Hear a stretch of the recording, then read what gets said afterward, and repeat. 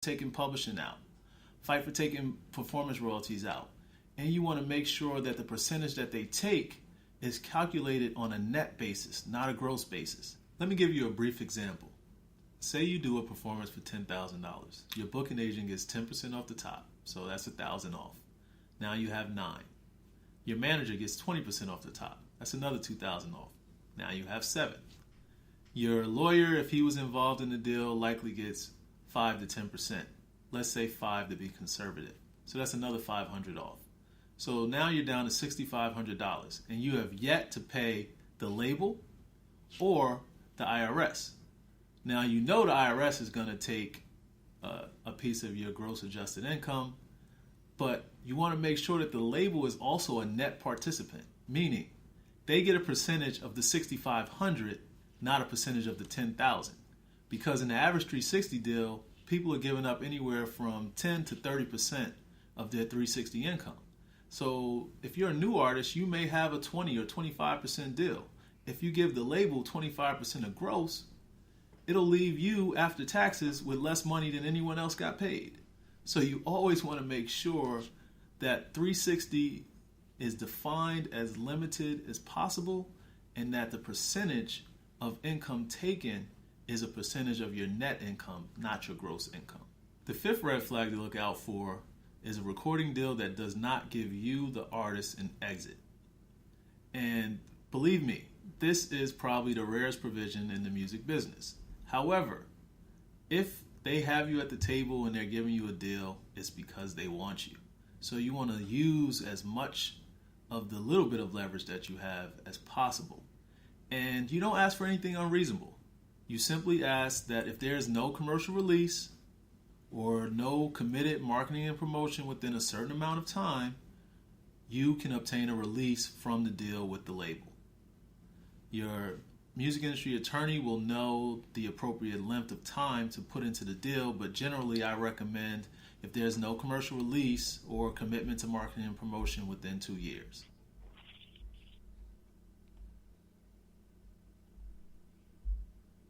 Yeah, we back, and that was Rasheed McWilliams with the 5 red flags in the recording contract, man. Man, educational process, yo. Like, these are things that, people don't really, they don't really think about. Like, you know what I'm saying? Like, when you sign to a label, there's times where, they hold your process there. They hold your growth process back.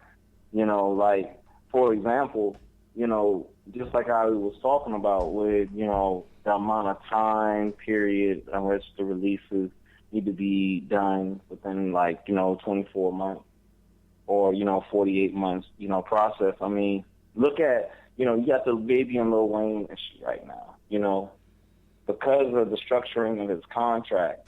You got the Carter 5, it's already done and everything, but the label isn't releasing it. You know what I'm saying? Because of this, and they have every right to, because of the structure of his contract. I mean, it's crazy. Well, you know what, man? Mhm. Just to add something to the Lil Wayne and Baby situation, Birdman. I think at some point when the smoke's cleared and when they finally was able to get this thing taken care of, nobody's going to want to hear Carter 5, man. It's going to be so dated that he's going to have to go back and probably redo some songs because it's going to be, no one's going to be interested in it. I mean, it's going to be, the music could be a whole new phase by the time the Carter 5 come out. You know what I'm saying? Like, You think that? You would think that, but let's be honest.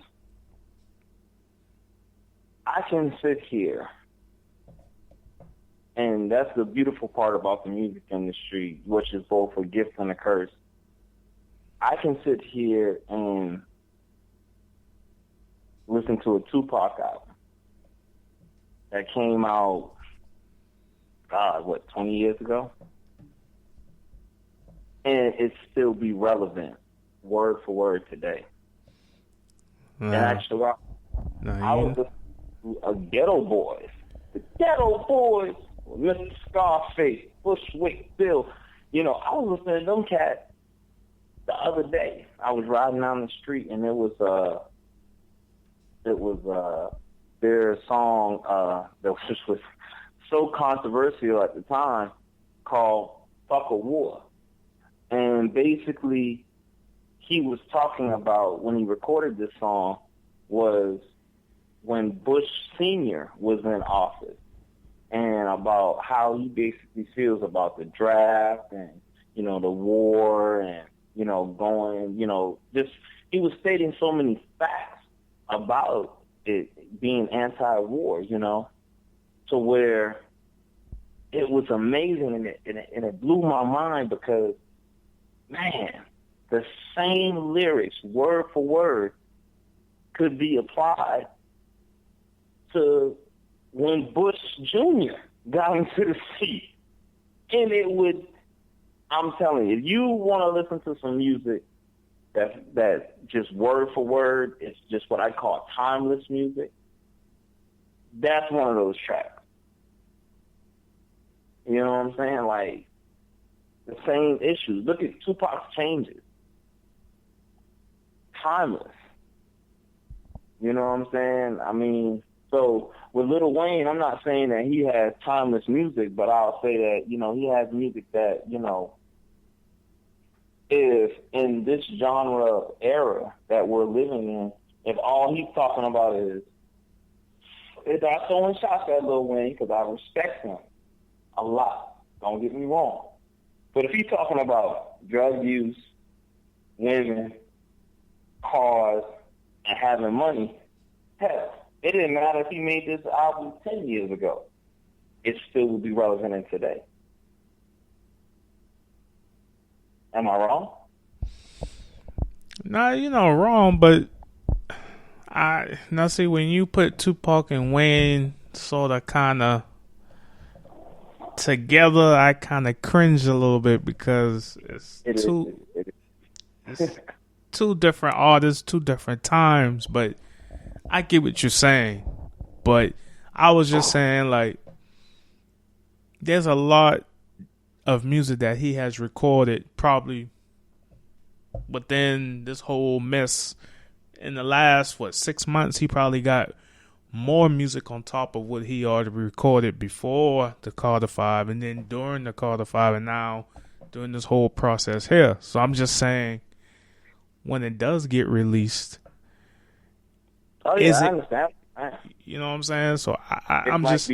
that's just to say if he didn't update, you know, sometimes you have to do that. Like, okay, this track is getting old, you know, and then, you know, that's one of the things where also in the 360 deal, now they're actually marketing budget for mixtapes. And see, that's where you have music that is, you know, it's a mixtape, and if you market it right, it doesn't matter when you recorded it. Like, that's how you can get a Tupac album that hits the show right now today, and everybody like, whoa, where did this come from? This a whole nother, like, talking about a whole nother thing. And it's timeless in its sense because the marketing behind it is right. 50 Cent, for example, did that just this, not even, I think it was this month. This month, they had a whole album called the Lost Flash Drive album. And he said that it was a flash drive that, you know what I'm saying, got lost and had a whole bunch of songs on it, you know, with the unit or whatever, in which 50 isn't even on it, but it's just the unit talking. And I'm going to tell you right now, brother, that mixtape goes hard. If you a G Unit fan, or if you got doubts in the unit's talent and potential, go cop that mixtape for free. That shit go hard. And what's the name of it? It's called the Lost Flash Drive. Okay. They, you know, Shy Money them, they had a flash drive that got lost. Supposedly, this is allegedly the story, and it's songs that they already recorded, but, you know, it was on this flash drive that never got released. They got lost. So they found it, and now, I mean, it's burning up the charts, yo. It's burning up the mixtape chart. Word. So, I mean, you know, it all depends on your marketing. You know what I'm saying? On how you market your album. I'm gonna tell you, back in one of the greatest, to me, at least, one of the greatest person that was very good at marketing, believe it or not, was Too Short. Too Short at the time, he was going between albums, and he created a rumor that Too Short had basically got shot in the head or whatever. So, and he just like disappeared. So everybody was thinking, oh man, Too Short's dead, Too Short this, that, and the third. And then the album dropped. And he's like, all y'all people that said Too Short got shot in the head, such. And he just went with it, and the album went phenomenal. Because basically, because of the rumor and because of everything that was going on, it was marketed right. Like, this the last Too Short album you might get. Go see what he has to say. And it was just, it did phenomenal numbers, you know, in the Bay Area. Like, it was crazy. So, yeah, it all depends on, you know, the marketing side. But, like I said, there's two sides to every story. You know what I'm saying? Now, you can go on YouTube or Instagram or whatever, and you can hear a lot of artists crying and complaining about, yeah, this person ripped me off and this, that, and the third. But what we have for your entertainment and pleasure tonight, we have a person by the name of Kevin Lyles. I'm not correct? Yes, sir. We have Kevin Lyles, and Kevin Lyles is basically going to explain his side of the story, being an executive in the music industry, about the 360 deal and basically how executives look at it. And it's basically the other side of the story. Now, before we play this, I want to say this. You know, Kevin Lyles, to me, has been a legend in the game, because a lot of the artists that you have heard and listened to, you would not have listened to, you would not have heard if it wasn't for him back in the earlier days before there was the Def Jam, when he was just with Rush Management. You wouldn't have heard of these people if it wasn't for Kevin Lyles. So stay tuned, listen to it right here live on Universal Underground Radio Network's The Underground Show. Here's a jewel for your entertainment ears. The Def Jam days. And, you know, even before me coming to Def Jam, was a company called Rush Management. You know, everybody rolled with Rush. We were everything to everybody. I don't know how not to be everything to everybody. And we need to have that trusted relationship, again, between the artist and the record label. But we both have to give a little something. We have to put more effort in being holistic managers of an artist. Because really, we're not trying to be a record label, you're trying to be a manager.